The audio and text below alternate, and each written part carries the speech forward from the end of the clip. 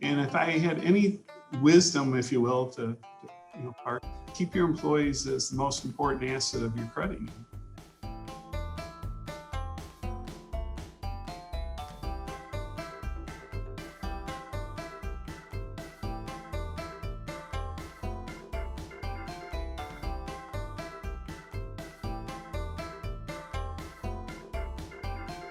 Welcome to another episode of Friday 5 with Dave Adams. Today I'm going to be speaking with my friend Al McMorris, who is CEO of Vibe Credit Union, and Alison Klott, who is Vice President of Human Resources and Training. They've worked together for 32 years and both have an incredible resume. Al has served for 35 years in the industry, CEO of Vibe Credit Union and Oakland County Credit Union prior to that. He has had many leadership roles, including chairman of the Michigan Credit Union League, chairman of the Credit Union National Association, chairman of the National Credit Union Foundation, and chairman of Co-op Financial Services. Alison and Al should be proud that the credit union has over $1 billion in assets, 240 employees, serves 70,000 members, and has 16 branches. I know you're going to enjoy this conversation with Al McMorris and Alison Klott from Vibe Credit Union. Well, Al McMorris and Alison Klott, welcome to Friday 5 with Dave Adams. I'm looking forward to a great conversation. We are too. Hello. Us. Well, let's get started, first of all, just by helping our audience get better acquainted with Vibe Credit Union and with Al and Alison. Al, maybe you could start by giving just an overview of the credit union and about your career journey, and then Alison, if you could do the same. Well, Vibe has actually been in legal existence as the combination partnership of Oakland County Credit Union and Legacy Vibe Credit Union for 2 years now. It was January 1st of 19, and we are doing great. We've had quite a journey. The teams have been remarkable at bringing this organization together, and we are one, and we're very, very happy to be able to say that. Last major hurdle was a dual core conversion, and that happened last fall, and we had to do it all remotely because of COVID, and we did it extraordinarily successful, and I couldn't be prouder of our team. Awesome. Alison, you've been Al's partner in crime for 32 years, I understand. Maybe give us a snapshot of your career. I started at the credit union as accounting supervisor. I later became executive vice president of Oakland County Credit Union and remained in that role for a number of years, working closely with Allan. I now am the vice president of human resources and training, and I'm actually afforded the opportunity to work part-time. I work 3 full days a week, and obviously when more is needed, which was needed in 2020, then I work more. Great. So we're going to be talking about organizational culture and human resources, opportunities, and important areas of focus for attracting and retaining great talent. So maybe Al, if you could start from your perspective as a veteran in the industry. You've had so many volunteer roles, chairing organizations and being exposed to all kinds of great support organizations, as well as your own credit union experience. So what are some of the important considerations that go into a great organizational culture in your view? Well, Dave, when I was invited to do this and I heard that you wanted to talk about culture, it was probably one of the best things that you could have picked. Culture, in my opinion, is the most important element of a credit union and its service to the members. I approach it very, very straightforward. I try to do everything I can to foster a clear vision, good communications, and clear expectations. And through that process, I think it helps everybody going in the same direction. So we're all going on our journey as one. I also believe in working as hard as I expect everybody else to work. And I want to make sure that they know that I might lead the team, but I'm also a member of the team. And then last but not least, I really believe in caring about my employees, understanding them a little bit better on a personal level if they're in school or they have a parent at home. I really, I am very engaged with the employees, and I enjoy that part of my job immensely. And I care about them, and they know that I care about them. And quite honestly, I think they work really hard because I'm vested in them as much as they're vested in their jobs. And Al, I've known you for many, many years, and I can say with complete sincerity that I've witnessed that in the way that you carry yourself outside the credit union. The respect that people have for you comes because you're authentic and you really do care, and you really are sincere when you say those words. So Thanks. Alison, go from those leadership traits that Al just described, maybe get a little bit more operational in your role as Vice President of Human Resources and Training at the credit union. And you work with the management staff. Operationally, what are some of the things that go into fostering that great culture? I think we really work to have a good work-life balance. Obviously, in 2020, a lot of us are working remotely now. And we see that going forward, that a lot of people are doing a great job remotely. They appreciate being remote. So that's something that we will add in the future. So we always try to, the work-life balance is key. Like Allan said, we work very hard when we're at work, but we have a nice time doing it. And we make sure that all the opportunities are there for the employees. We're very big at promoting internally and helping people with their career path at the credit union. And that definitely helps us to retain a very talented staff. So with COVID, we were all thrust, and when I think of credit unions especially, we're all thrust into a remote work environment. In the case of credit unions, a hybrid approach of having to serve members on the front lines and keep operations running, but also moving to a work from home environment. Are there some lessons learned or some things that you think will carry on into the post-COVID world? Al, I'll start with you in terms of more long-term considerations. Great question, Dave. I remember at the beginning of the pandemic, just trying to stay ahead of the tidal wave and what was coming next. And I have some wonderful peers that we've chatted and talked and certainly supported Vibe, and we've tried to support them. The people helping people and credit union helping credit union really swung in, and I couldn't be prouder of our industry. But I remember one day calling the team in and I said, I think the governor's going to have to shut the state down. And we need to get as many people working remotely as possible. And I want everybody to work through the weekend. And we got to get everybody at home. And I think that we literally in 5 or 6 days got 70–80% of the folks set up at home. It was nonstop through the weekend. And they did a terrific job, and we got everybody safe and did what we needed to do. And then we started learning exactly what does this really mean. I hadn't heard of a Zoom meeting, but now we do it as a matter of course, and Teams and all of those things.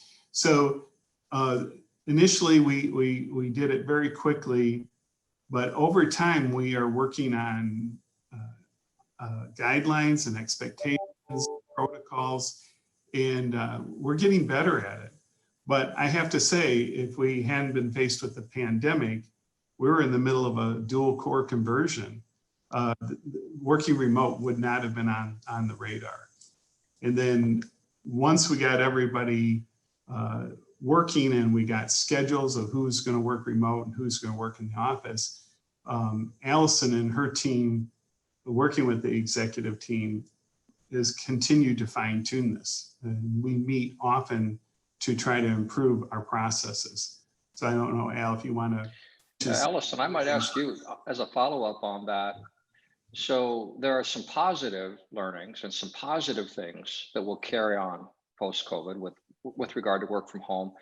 Maybe talk about those, but also talk about some things that you've learned that aren't so positive that you have to address with that. I think that we're definitely a proponent of remote working since we've done it in 2020, but we don't want to lose the interaction, face-to-face interaction. if we will have remote working post COVID, but we definitely will be meeting on site as well. I think a combination of both will actually be ideal going forward.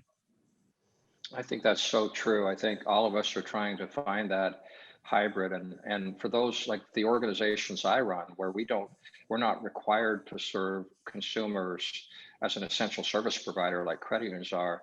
So virtually everything we do is B2B, and we're still in a very remote service mode. But we know that in a matter of months, with the vaccine broadly implemented, and this is true for credit unions, we're all kind of looking to maybe early summer, hopefully, or early fall, to an environment where we will be able to get back to what the post-COVID world is going to look like. So you guys both believe that it'll be kind of a hybrid or a mix of using remote work for efficiency, but also finding the important ways to have face-to-face interactions as a team. Maybe you can expand on that just a bit, Al. How do you see that post-COVID? What kinds of meetings are there going to be face-to-face versus roles being performed remotely exclusively? Well, Alison touched on it. The working remote, the staff has done an amazing job serving our members, but too much remote, we feel, also affects the camaraderie, the culture of the organization. So we want to find that happy medium. The other thing that we're looking at is some people actually work better at remote, but some people don't. And so it's a matter of accountability, because in my career, my whole career, I've always said, if you take care of the members, everything takes care of itself. Well, I expect them to do that, whether they're here or working remotely. So we're coming up with measurements, we're coming up with clear expectations. And I think that it will be a permanent change in our workplace. The other thing we're going to do, we actually have a call next month of designing facilities with a remote culture, so that when we are redoing our operations center, that it takes into account that there are going to be plug and play office settings. And but I've also saw the positive of this. People, I don't want to drive 20 miles to the office. Well, you could probably set that up both, in our case, north and south in our operations center, and make the employees happy and saved commute time. So I think there's a lot of real possibilities for the future on getting it right and having a happier workforce. And Alison has also told me that in her recruitment process, this is a big question. Do you offer remote working? So everybody likes it, but not everybody does it well. So we gotta put those guardrails up to make sure that the members are getting what they paid for, because it's their credit union. Well said. And it reminds me a little bit of the evolution of casual attire in the workplace. Yeah. It's now a table stake. Employees they'll ask that question. It might not be the most important thing to them, but it is a consideration for them. And so now here we have work from home and remote work, and job applicants, I'm sure, asking that. Alison, maybe you could expand on a couple of Al's points there. One really great point he made was how some people thrive in a virtual work from home environment, and others thrive on the human interaction, and they don't do as well. They're not as productive in a work from home. From an HR standpoint, how do you go about helping to assess which positions or which people work well in one or the other environments?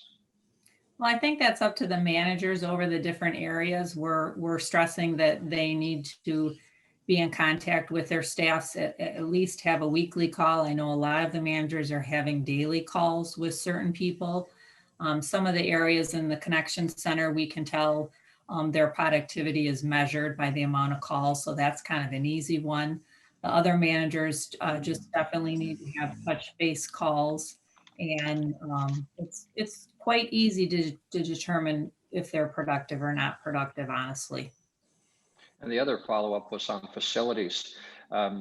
We have our organization in Livonia. We have our association office, but about 8,800 square feet in Lansing, but we have about 26,000 with 120 employees in Livonia. And as our leases are maturing here, we're looking at reducing by 2/3. And we're trying, to your point, Al, we're trying to envision what is the facility of the future vis-a-vis the important associate dynamics. You know, how do we know we need to have more meeting rooms and areas for collaboration and less dedicated offices. But maybe Alison, maybe expand your thoughts a little bit.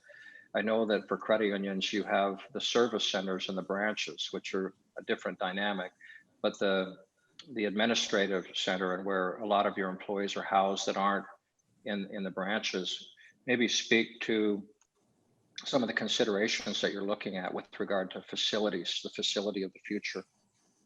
Well, actually, we've been going through a lot of changes in that area due to the merger. So Oakland County was in Waterford and Vibe was in Novi. We have 16 branch locations. So we have, and neither of our headquarters is large enough currently to house all of the executive staff. So we have had a lot of different departments in different areas.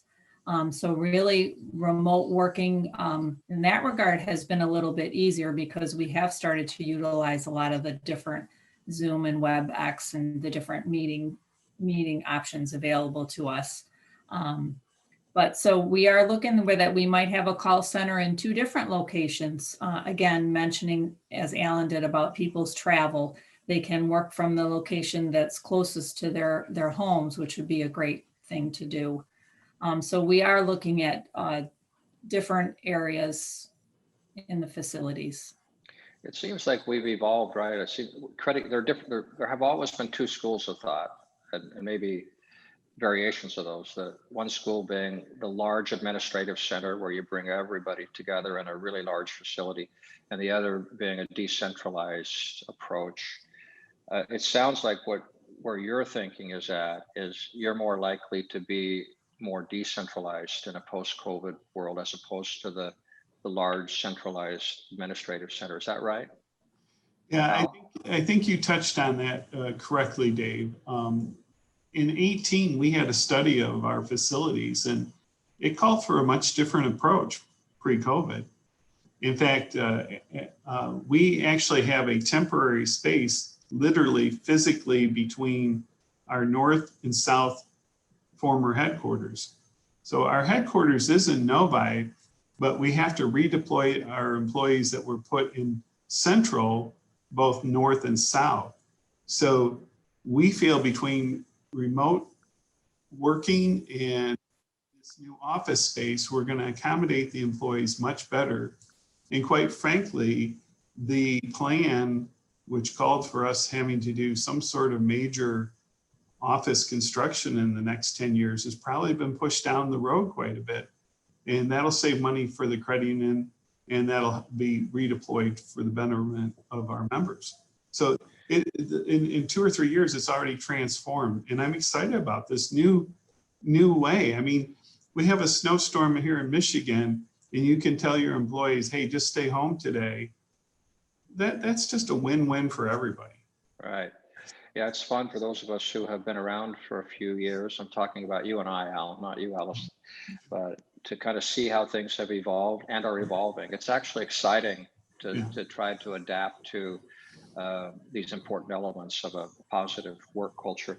As we work toward the last part of this discussion, I want you both to think about, one, just things that are not COVID related, just important human resource management considerations, the things that matter most. Obviously, there are different facets that have to do with managing compensation and benefits and culture and hiring and training and all that. But I'd like to hear you comment on the things that you think will matter the most in terms of excellence in HR management activities. And then I'd also like to hear you talk about some of the disruptive things that you're thinking about that have to do with human resource management. So let's start with you, Al, in terms of the basic facets of human resource management. What are the things that are going to matter the most moving forward for credit unions?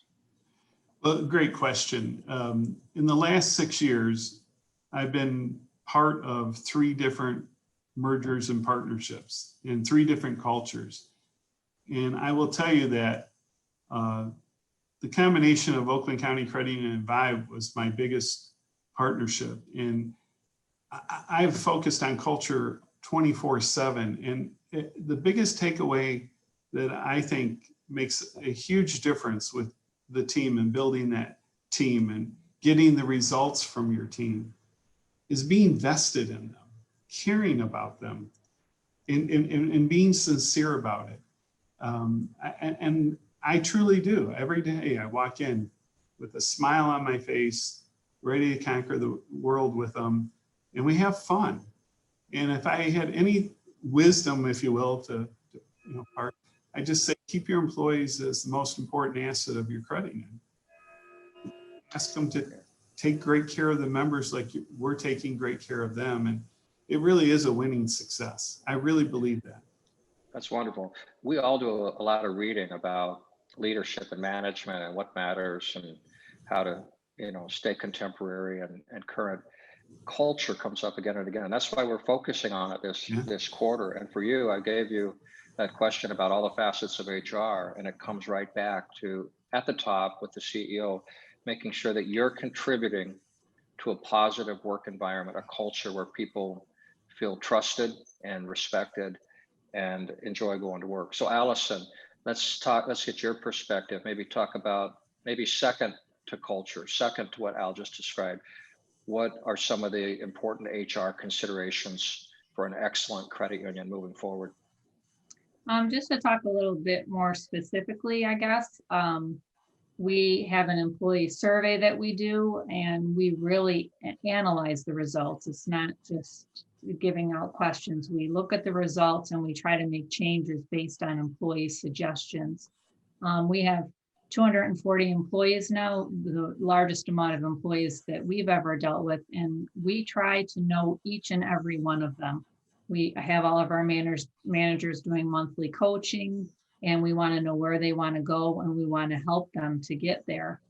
We do obviously have the basics. We have a wonderful benefit package. I think it compares to any out there.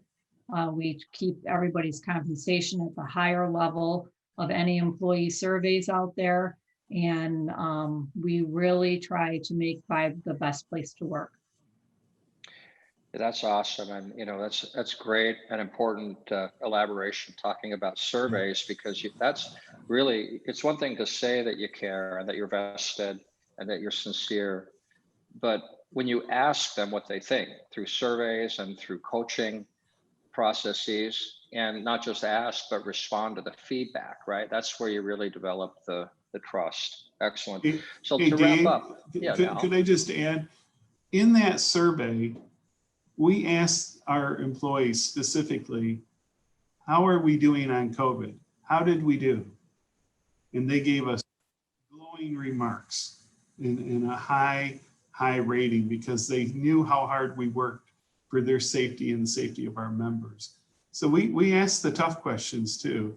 And when I got the answers on that, I couldn't be more pleased with the efforts of my team and the efforts of the management leadership, all trying to keep everybody safe in a really turbulent year. So that survey, our previous surveys, mean a lot to us.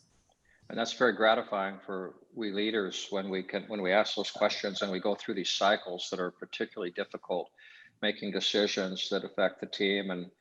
And I think in many ways, people who are able to keep a job and keep benefits and keep their bonuses and be able to work from home seamlessly, it really is, hopefully not temporarily, but it's a time where employees, I think, actually have good reason to feel more positive about the company doing those things. I think one of the challenges is to keep it going after it becomes an expectation.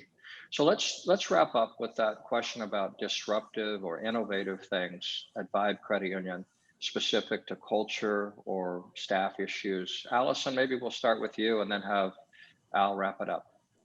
Sure. Due to COVID, we are basically interviewing totally remotely now. That is something that we weren't doing last year. So that really is saving us time. It's saving all the scheduling. It's just easy to set up a Zoom call. So that definitely is an enhancement. We are starting in our internal service survey again. We had that pre-merger where we're definitely make sure that we're treating each other and all the employees as good as, if not better than we're treating the members. That is very important when it comes to culture. Awesome. Al, your thoughts on disruptive, innovative things in this area? Well, I can't say that we can't do anything, because we've proven time and time again, whatever comes our way, we handle it and take care of it. So I thought 19 being the first year as a combined credit union was tough, and it was. Then I thought 2020 was going to be tough doing a dual core conversion with, people from Correlations here on site. We not only did it remotely, we also have COVID. We also had branches, lobbies shut down. Working remotely. So I would say that if we learned anything, everything is possible. We shouldn't ever limit ourselves, because if you really get behind it, you really focus on it with the team at Vibe, I know we can accomplish it. I couldn't be any prouder of them. That's a great wrap up, kind of simple comment that kind of describes this whole conversation. For you to leading at Vibe, everything is possible. And as you were talking, it struck me that when we think of disruptive and innovative, what really feeds into that is agility. There's a lot of talk about organizations having to be agile and dynamic and fast moving. And if we've learned anything in this COVID environment, it's that you have to be prepared for the unexpected, and anything is possible if you work as a team and you trust each other. So this has been just a great conversation. Al and Alison, thank you so much for taking the time and sharing your perspectives and your insights on how to create and maintain a great organizational culture that attracts and retains top talent. Thank you so much. Thank you, Dave. And thank you, Alison. Thank you. What a great conversation with Allan McMorris and Alison Klott from Vibe Credit Union. I loved how they described the importance of communication and making sure that as leaders, you don't work any less hard or expect things out of staff that you're not willing to contribute yourself. Alison had a lot of perspective associated with the importance of employee surveys and improving coaching methodology, and making sure that in this Zoom world that we're managing such that we know which employees and positions are conducive to remote work versus those that are not, because it doesn't work for everybody. But I loved how Al summed it up by saying everything is possible, and staff needs to know that for a credit union to be successful, you have to be agile and ready to meet whatever challenges and opportunities come your way. So thanks again to Al McMorris and Alison Klott for a great conversation. We look forward to future episodes of Friday 5 with Dave Adams.